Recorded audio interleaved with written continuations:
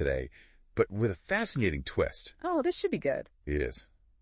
Our guide is John Chavez, and his book, 171819, Redshirting Education, is not your typical parenting book. I've heard of it, yeah. He comes at this not just as an educator, but get this, as a football coach.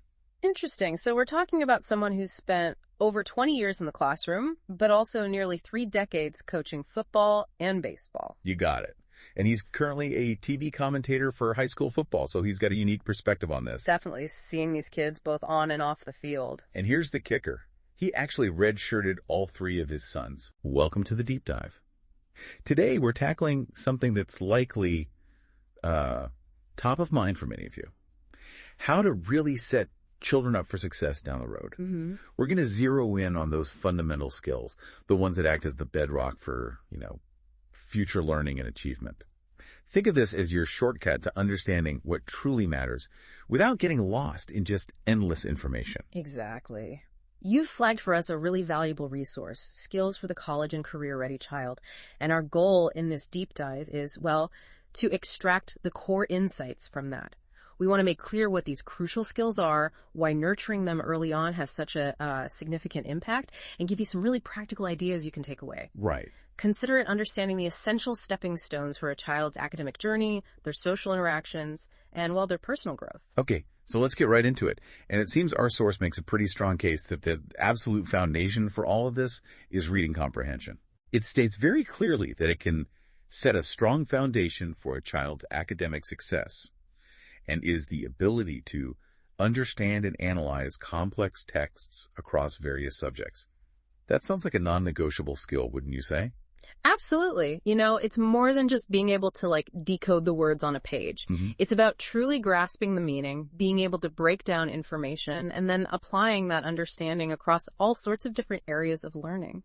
It's a fundamental capacity that touches almost every aspect of education and beyond. Yeah. Think of it as wiring their brain for narrative structure and expanding their internal dictionary passively, giving them a head start in understanding complex ideas later on. So for those of you listening who are parents, grandparents, or anyone involved in raising kids, what are some concrete things we can actually do to help build this crucial skill? The source gives us some really actionable advice. The first point that really stands out is to read aloud daily. It sounds simple, but the emphasis on that consistency feels really important. It is. That regular exposure to language and stories through reading aloud helps children develop an ear for language, expand their vocabulary in a natural way, and begin to understand how stories and information are structured. Plus, it often creates a really positive connection with books and the act of reading itself. Right. And then there's the tip to choose age-appropriate books, but with an interesting nuance. It talks about matching interests and developmental level, which makes perfect sense, but also suggests occasionally introducing slightly more challenging texts. It even directs us to a website, a resource for age-appropriate material based on Common Core standards. What's the thinking behind that gentle push towards slightly more advanced reading? Well, what's fascinating here is the idea of strategically stretching their abilities. Think of it like this. Yeah. You're not throwing them into the deep end, but you're providing opportunities for growth within their reach, especially, with your support. Yeah. By occasionally introducing texts that are just a little bit beyond their independent reading level, you're tapping into what's called the zone of proximal development, encouraging them to learn and develop with guidance. That makes a lot of sense. It's about growth, not frustration. And the source also highlights the importance of use expression and intonation when we read aloud. It's not just about getting the words right, is it? Not at all. Reading with expression and bringing the story to life with your voice keeps children much more engaged. Yeah. It also models fluent reading and helps them pick up on the emotional tones and nuances within the language. They learn so much about how language sounds and feels through your delivery. Then we get to the advice to pause to ask questions. And I really like the specific examples provided, like, why do you think the character did that? Or what do you think will happen next? It really shifts reading from a passive activity to an active one. Exactly. These kinds of open-ended questions really encourage critical thinking. They prompt the child to go beyond just hearing the words and to actively engage with the content, make predictions, and think about cause and effect. This raises an interesting point for you listening. Are you taking those moments during reading to really draw out your child's thinking? Building on that idea of active engagement, the source then delves into specific reading strategies like predicting, making connections, visualizing, and summarizing. Let's take predicting. It's more than just a random guess about what happens next, right? Precisely. When you encourage a child to look at the cover, the illustrations, and think about what might happen based on what they already know, it builds a sense of anticipation and helps them start to think about the logical flow of a story. It activates their prior knowledge and makes them more invested in finding out if their predictions are accurate. And making connections, linking what they're reading to their own experiences, other books they've read, or even things happening in the world that feels like it really deepens their understanding. If we connect this to the bigger picture, making connections helps children see the relevance of what they're reading. Okay. It moves the information from something abstract on the page to something that relates to their own life and understanding, making it much more meaningful and memorable. Then there's visualizing, encouraging kids to create mental images as they read or as you're reading to them.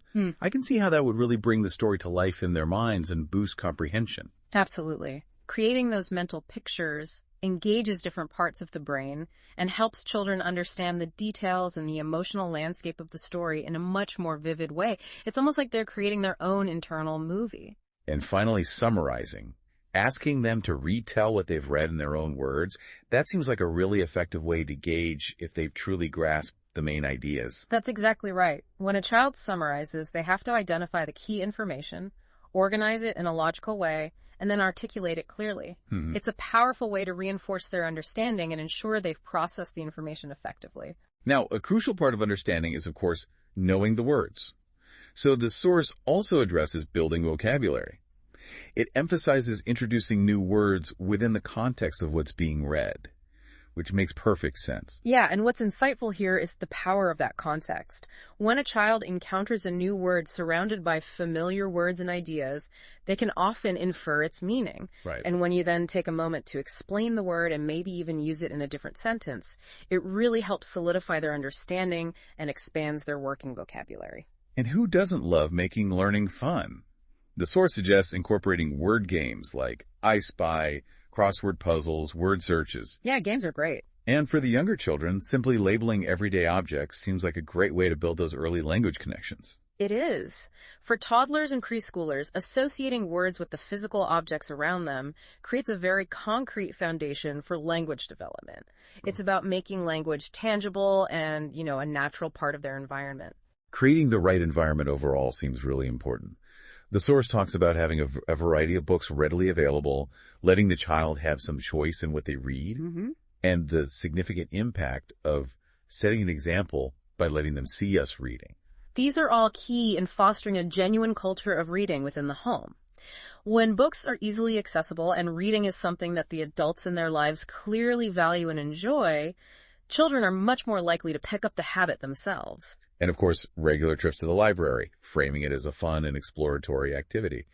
I still have such positive memories of going to the library as a child and just discovering new books. Oh, libraries are truly invaluable resources. They offer such a wide range of books, often have engaging programs for children, and create a real sense of community around reading. Making library visits a regular outing can really help instill a lifelong love of books and learning. Now, we can't ignore the role of technology in today's world.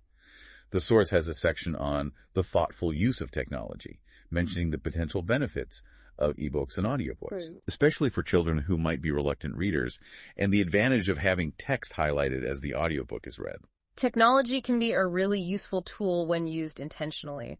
Ebooks can offer features that make reading more accessible, like adjustable font sizes. Oh, yeah. And audiobooks can be particularly helpful for auditory learners or for children who might struggle with decoding but still enjoy stories. The key is to be selective about the resources we use and make sure they're enhancing, not, replacing traditional reading experiences. And then there are educational apps. The advice here is to look for apps that are engaging, age-appropriate, and specifically focused on building comprehension and vocabulary skills.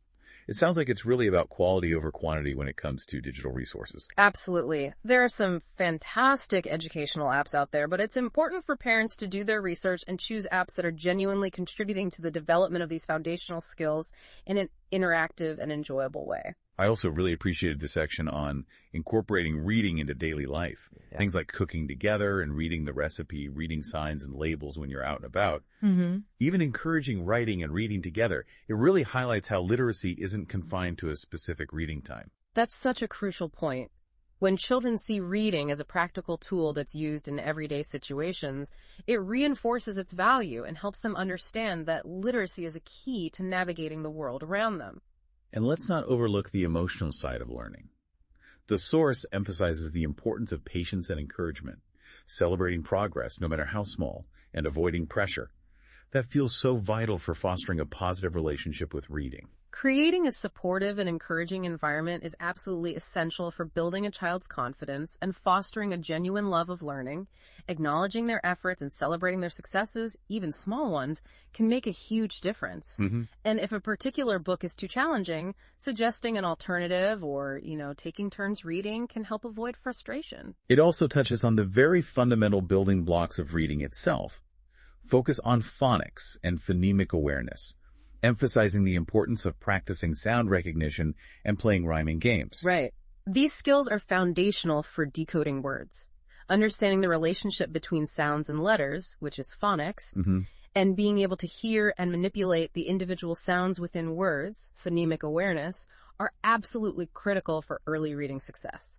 Broadening their horizons is also important, with the suggestion to encourage diverse reading materials, everything from fiction to nonfiction, and even things like magazines and graphic novels. Yeah. Which can be particularly engaging for children who might be a bit more reluctant to pick up a traditional book. Exposure to a wide variety of genres and formats not only expands their knowledge and understanding of the world, but can also help them discover what types of reading they find most enjoyable, which is key to fostering a lifelong reading habit. And finally, and this is a really important point, the source advises us to seek help when needed, encouraging us to consult with professionals if we have concerns about a child's reading development, and highlighting the significant impact of early intervention. Early intervention is so important when it comes to reading difficulties. If you have any concerns about your child's progress, don't hesitate to reach out to their teachers or other reading specialists.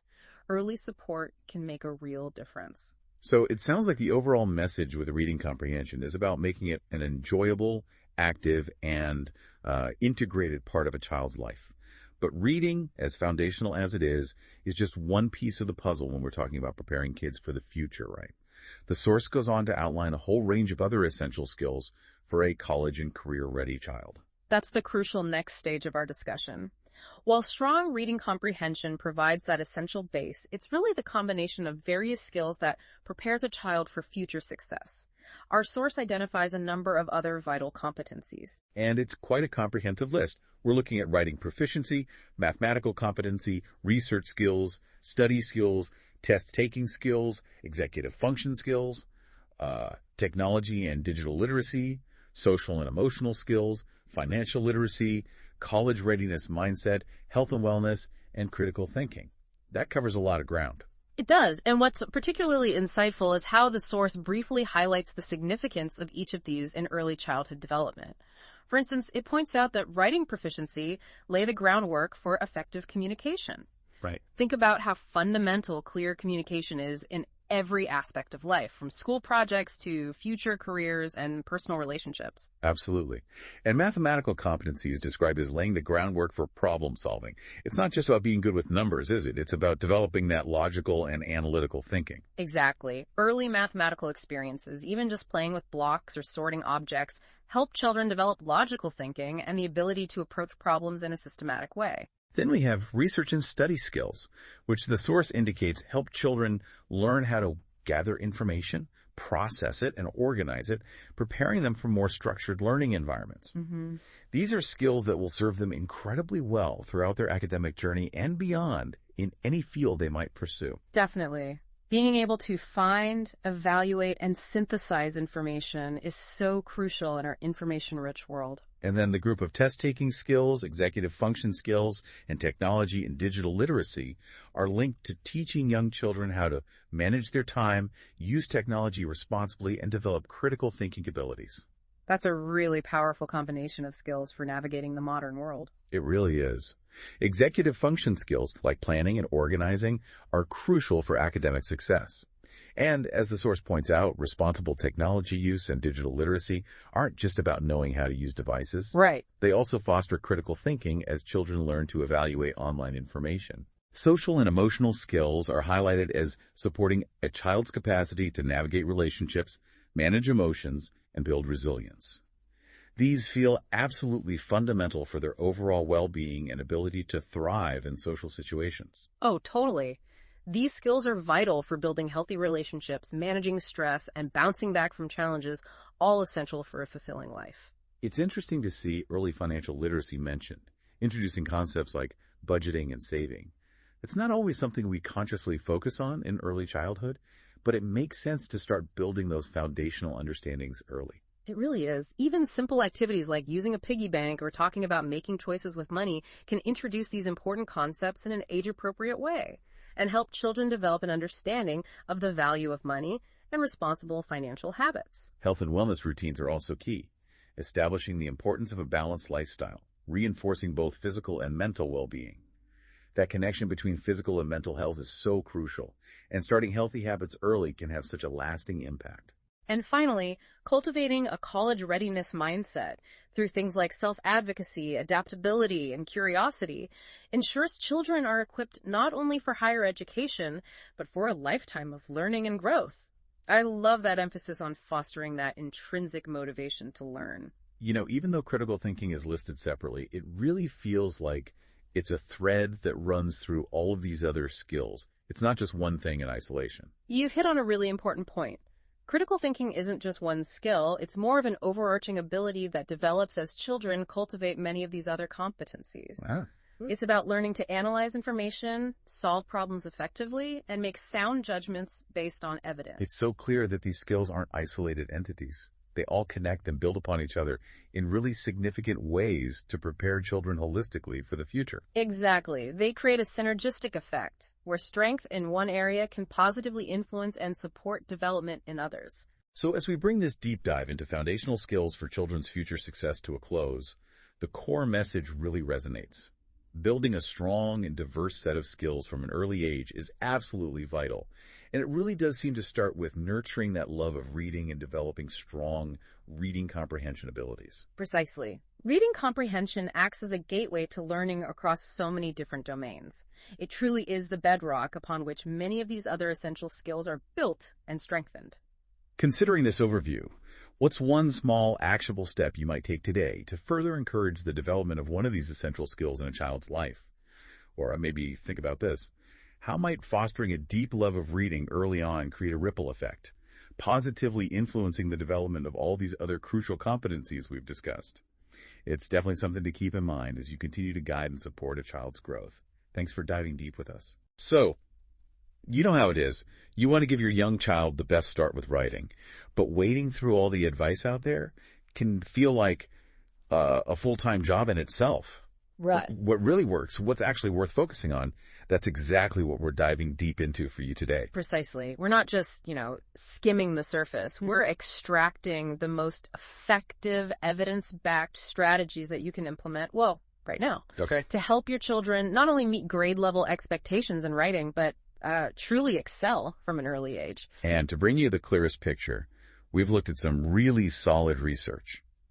Think of the insights from the National Institute for Literacy's work on early literacy, the National Academy Press's findings on preventing reading difficulties, because those two really go hand in hand, right? They absolutely do. We've even considered how the principles from the Writing Next report, which, it looks at adolescent writers, but how it can be adapted in smart ways for younger learners. Yeah, that's an interesting angle. Plus, the fantastic resources at Reading Rockets and the American Federation of Teachers' perspective on how vital your role as a parent is in this journey. So consider this your concentrated dose of knowledge. We've synthesized all of that information to give you clear, actionable steps. More importantly, we'll explain why these approaches are so effective. Right. Our goal is to give you those aha moments that make things click, without ever feeling like you're slogging through a textbook. Okay, so let's get right into it. The foundation seems to be, the environment we create at home. And it might sound obvious, but it all starts with reading together regularly. It does, yeah. The National Early Literacy Panel highlighted shared reading as a cornerstone of early literacy development. But what's fascinating is the kind of reading. Think about how the concise and, well, evocative language in poetry can subtly teach your child about choosing just the right word for impact in their own writing. Oh, that's a great point. Or how the way nonfiction texts organize information, with headings and clear structures, can later help them organize their own thoughts on paper. Exposure to a variety of texts, fiction, nonfiction, poetry, even comics, it just broadens their understanding of what writing can be and how it works. That makes so much sense. And it's not just about passively turning pages, is it? It's about actively engaging with what you're reading together. Exactly. Asking those open-ended questions like, what makes you say the character felt that way? Or maybe if you were the author, would you have ended it differently? Right. Even with a nonfiction book about, say, animals, you can ask, what's the most surprising thing you learned? Can you tell me more about that? These kinds of conversations really encourage critical thinking, which is, well, a huge part of being a good writer. Absolutely. And here's where that connection to writing becomes really clear. Use those shared reading experiences as a springboard for their own writing. Okay. After reading a story about a brave knight, you could suggest, what if the dragon had a secret friend? Can you write a little bit about that? Yeah, nice. Or after reading a nonfiction book about space, maybe they could draw their favorite planet and write one interesting fact about it. It's about making that leap from, consuming stories and information to creating their own. So we're creating this rich world through reading. And then to help them actively engage with it and express their own ideas, let's talk about the physical tools they need. It's about making writing materials easily accessible, right? Exactly. Think about setting up a little writing station or corner. It doesn't have to be fancy, just a place where they know they can find different kinds of paper, some fun pens and pencils, maybe even some stickers or blank books. Make it inviting and, their own. And it's also about showing them that writing isn't confined to school assignments. Look for opportunities to weave it into your daily routines. Like involving them in writing the grocery list, even if it's just drawing pictures of the items first. Right. Or having them help write thank you notes, a quick note in their lunchbox. Well, these little things show them that writing has real-world uses and isn't just some abstract task.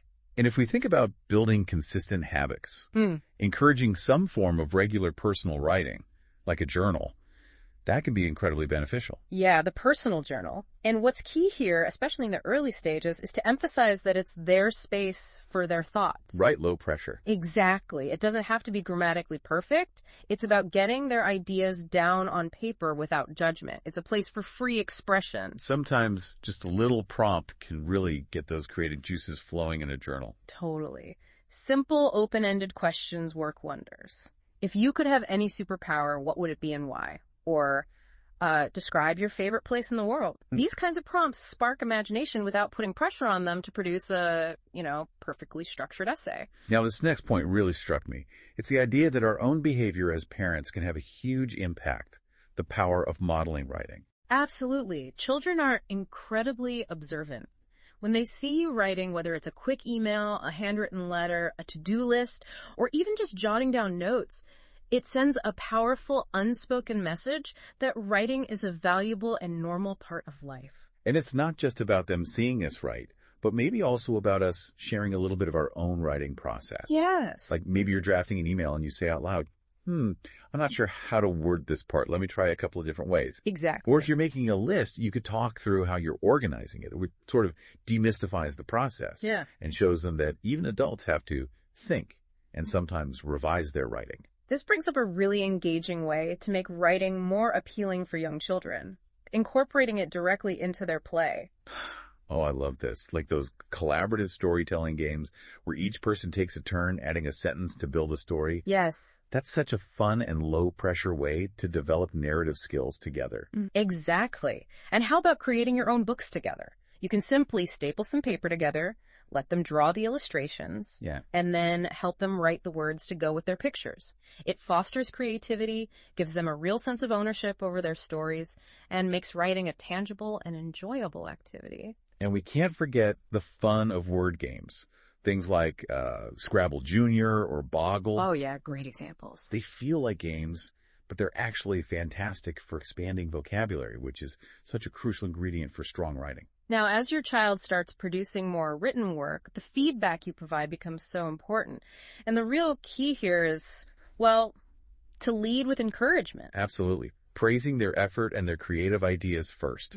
Even if there are some spelling mistakes or grammatical errors, focus on what they did well, the interesting story they came up with, the vivid descriptions they used. Right. That builds their confidence and makes them more willing to keep writing. And when you do offer suggestions for improvement, it's all about being gentle and explaining why you're suggesting the change. Instead of just saying, that's not right, try phrasing it like, this sentence is really interesting. Let's see if we can make it even stronger by maybe using a different word here that really shows how the character felt. Okay, that makes sense. It helps them understand the reasoning behind the correction, rather than just feeling criticized. And as they become more confident, you can start to introduce the idea of self-correction, right? Definitely. Maybe asking them to read their own writing aloud to see if it sounds the way they intended, or to look for specific things like capital letters and periods. That's a really important step towards them becoming independent writers. Now, another key aspect to consider is showing children that writing isn't just one monolithic thing. It serves many different purposes in the real world. Exactly. Encouraging them to write actual letters or emails to relatives or friends gives their writing a real purpose and a real audience. Yes. It makes the act of writing more meaningful and engaging. And providing outlets for creative writing, like encouraging them to write short stories, poems, or even creating their own comics, allows for imaginative expression and helps them explore different writing styles and formats. And then there's the value of informational writing. Yeah. If they develop a passion for something, dinosaurs, insects, a particular sport, Right. encourage them to research it and write about what they've learned. This builds both their knowledge base and their ability to synthesize and present information clearly in writing. What's fascinating here is how these different types of writing actually help develop different skill sets. Creative writing fosters imagination and narrative flow, while informational writing emphasizes clarity and organization. Now, in today's world, we also need to consider the role that technology plays. Definitely. And there are some fantastic educational writing apps and games available that can make learning the mechanics of writing more interactive and fun. And let's not overlook the practical skill of basic typing. As they progress through school, being comfortable using a keyboard will become increasingly important for all kinds of writing tasks. And I really like the idea of using digital story creation tools. The ability to combine their own text with illustrations and even sometimes audio can be incredibly motivating and bring their stories to life in a whole new way. Now, to really help your child progress, it's essential to set some goals together and keep their motivation levels up. Yes, but making sure those initial goals are small and achievable. Maybe it's as simple as deciding to write in their journal for 10 minutes 3 times this week. Perfect. And then celebrating those small successes. And it's a gradual journey. As their skills and confidence grow, you can slowly and naturally increase the complexity or length of the writing tasks. And to tap into that social aspect and provide some extra encouragement, maybe consider whether there are any age-appropriate writing contests they might be interested in, or perhaps a local kids book club or writing group where they can connect with other young writers and share their work. That sense of community can be really powerful. If we tie this back to the research, the National Early Literacy Panel specifically highlighted the importance of providing structured opportunities for writing practice. Okay. And the report on preventing reading difficulties in young children really underscored the idea that engaging literacy experiences benefit both reading and writing development. And even though the Writing Next report focused on strategies for older students, its emphasis on things like providing clear models of good writing Right. and offering explicit instruction in specific writing techniques can certainly be adapted in simpler, more age-appropriate ways for younger learners. Definitely. For example, showing them examples of descriptive sentences or how to start a story with an engaging opening. Exactly. And let's not forget that Reading Rocket's website, it's an absolute treasure trove of practical, research-based tips and resources for parents who are supporting literacy development at all ages. Good reminder. And the American Federation of Teachers emphasized just how critical your role as a parent is in nurturing those early literacy and writing skills. It truly is a partnership between home and school. So, to bring it all together, the key principles we've explored really revolve around fostering a genuine love for writing early on and weaving it naturally into the everyday fabric of your child's life, making it accessible, enjoyable, and relevant to them. Absolutely. And with that in mind, here's something for you, the listener, to consider this week. Thinking about all the different types of text we've discussed, fiction, nonfiction, poetry, even things like comics or graphic novels. Yeah. What's one new genre you could intentionally introduce into your child's reading and writing activities this week to spark their curiosity in a fresh way? Maybe try creating a simple comic strip together based on a favorite event, or writing a short, silly poem about their favorite toy. Great ideas. Observe their reaction, see what excites them, and perhaps we can revisit this topic in a future deep dive to hear about your experiences. Thank you for taking this deep dive with us today. We truly hope this information empowers you and provides you with clear and effective ways to support your child's exciting journey into the world of writing. Welcome to this deep dive. We've got some really interesting material today, focusing on mathematical competency. Our plan is to kind of pull out the key ideas from these excerpts you shared. Yeah, looking forward to it. What really strikes me from the start is how the source frames math, not just as, a school subject, but as this really foundational skill. Absolutely. It seems crucial for academic success overall. Let's kick off with this idea that math is cumulative.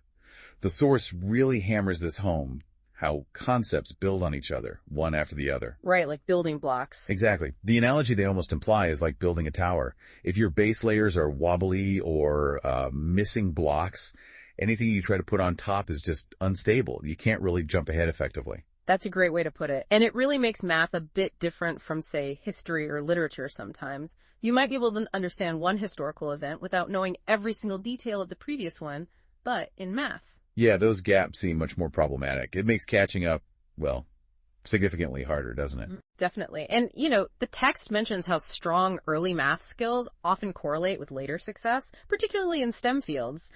That foundation matters long term. And the consequences aren't just like bad grades on a test. The source uses this phrase, critical filter, for academic success. That sounds pretty serious. It is. It directly connects struggles in math with, bigger issues like potential roadblocks to graduation, even increasing the risk of dropping out entirely. Wow. So a weak start can really snowball. Exactly. Think about how many science courses, economics, even some social sciences rely on mathematical thinking. If that base isn't solid, it limits options down the line. That's why focusing on it early is so important. Okay, so it's critical. Yeah. But the good news is the source provides a lot of practical advice, especially for parents, right? Ways to build this competency early on. Yes, lots of actionable stuff. It starts with something really basic, just weaving math into everyday life. Like what kind of things? Well, simple things. Counting objects around the house, how many apples are left. Using cooking is a big one, measuring ingredients, talking about fractions like half a cup. Oh, right, practical stuff. Makes sense. Yeah, and discussing money allowance, prices at the store. It makes math feel less like a chore and more like just part of how the world works. I like that. And the source also talks about making it fun, which seems key for kids. Definitely. It suggests things like math games, math bingo, number ninjas are mentioned, puzzles too, like Sudoku, logic puzzles, even tangrams. Tangrams, yeah. Yeah. Building toys, Legos, blocks. I hadn't really thought of that as geometry practice, but it totally is, isn't it? Spatial reasoning. Exactly. It's about shifting the perception, making it less intimidating, more engaging, something they want to do. And it's not just about getting the right answer every time. No, not at all. The source really emphasizes encouraging the process of problem solving, asking open-ended questions, framing mistakes not as failures, but as learning opportunities. Right, like how else could we figure this out? Precisely. Showing there can be multiple ways to get to an answer. That builds resilience and sort of mathematical curiosity. The source also gives some specific resource ideas, like math-related books. The Grapes of Math was one example. And it really highlights fostering a growth mindset. Ah, yes, the idea that you can get better with effort. You're not just born good or born bad at math. Exactly. Praising the effort, the perseverance, rather than just saying, oh, you're so smart. That helps build confidence, especially when things get tricky. So high expectations, but also lots of encouragement. Right. And then there's providing enrichment opportunities if kids are interested. Math camps, online tools like Khan Academy or Prodigy, maybe math clubs or competitions. Kind of tailoring it to the child's interest level. Yeah. And another big one is modeling, parents showing how they use math. Like budgeting, planning a trip, figuring out a discount. Simple, everyday examples. It shows kids' math isn't just for school, it's a real-world tool. Creating a home environment where math resources are available, maybe setting aside some dedicated practice time, it all adds up. Makes sense. It's about making it a normal, accessible part of their environment. Exactly, not this separate, scary subject. The goal of all these strategies is really to make learning math feel natural, useful, and hopefully kind of enjoyable. Okay, so pulling this all together, the main takeaway from this deep dive seems pretty clear. Building that strong mathematical foundation early through consistent effort and making it engaging is just fundamentally important for later success. Absolutely. And that brings up a good point for everyone listening. Thinking about all these practical tips, maybe just pick one or two. Which ones feel like something you could easily bring into your daily life or perhaps share with someone else? How can this knowledge actually be put into practice? That's the really interesting question to ponder.